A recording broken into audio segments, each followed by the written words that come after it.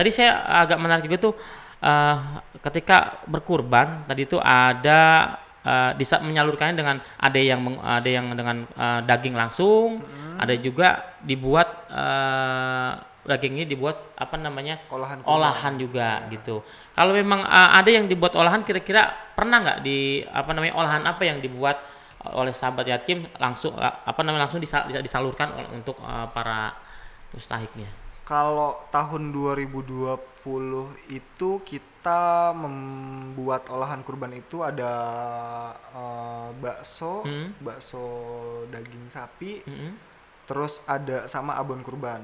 Itu tahun 2020. Tahun 2021 itu kita ada olahan abon kurban, rendang sama kornet.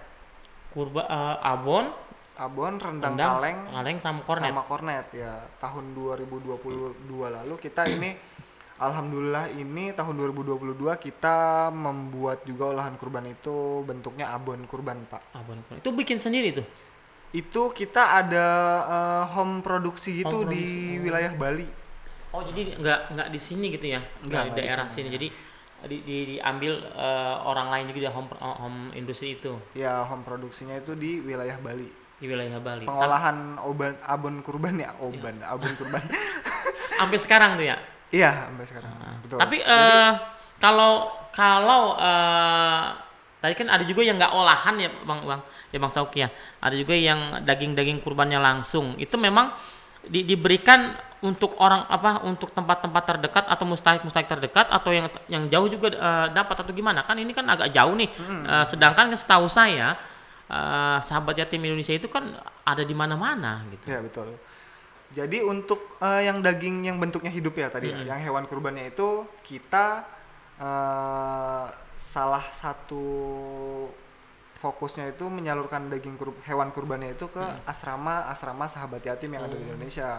Setelah asramanya sudah dapat jatah daging kurbannya itu, kita menyalurkan ke agak wilayah di luar asrama, Pak. Kayak misalnya di wilayah NTT, terus di wilayah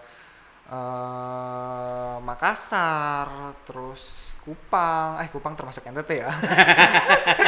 Bali, Lombok. Ada juga sana ya? Ada di sana. Terus jadi bedanya hewan kurban berbentuk hewan atau daging segar itu sama olahan kurban itu, kalau olahan kurban itu kita itu kenapa olahan kurban ya? Karena olahan kurban ini nantinya sebagai bahasanya ketahanan pangan, Pak.